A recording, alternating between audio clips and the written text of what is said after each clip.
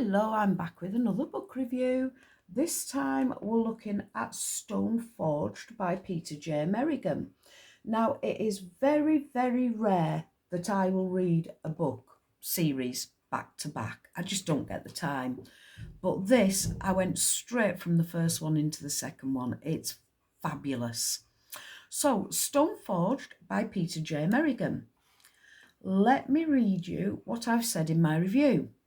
This is the second book in the Stone series, and Peter J. Merrigan doesn't disappoint. We pick up on the characters we've come to care about 2 years after the first book, Stone Heart, finishes. The rule of serial writing is that every book should be as good as the last.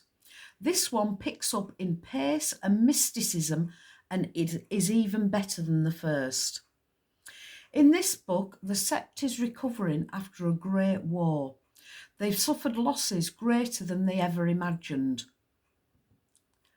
I'm going to miss the next sentence because it is a spoiler to book one.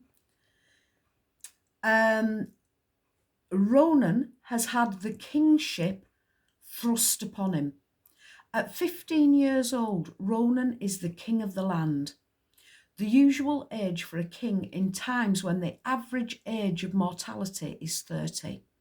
What's fascinating about this book are the people.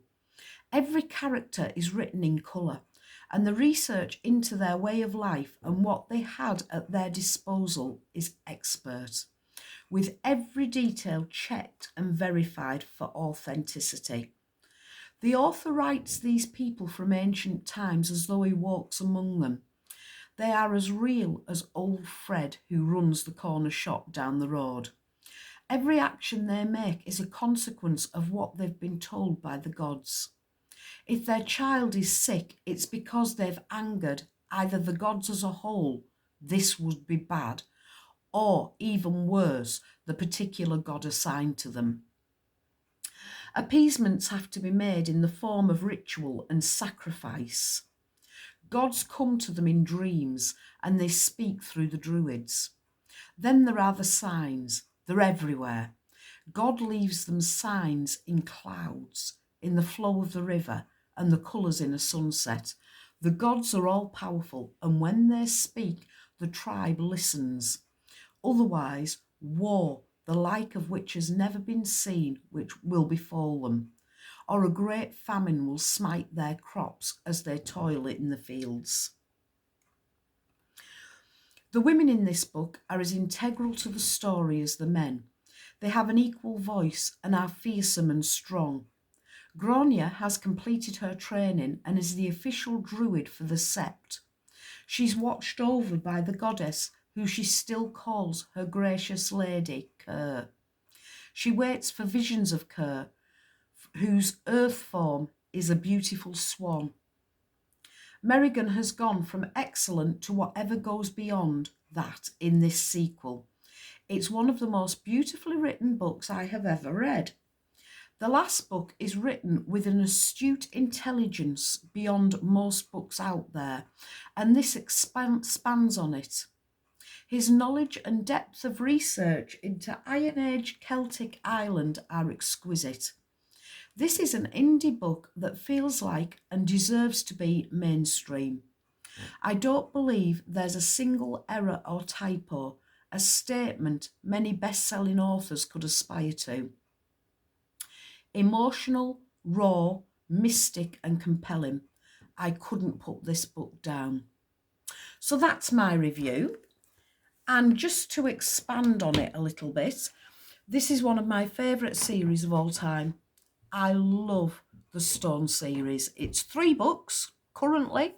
I'd love the author to go on and write more, and who knows, maybe he will. It's based on fact.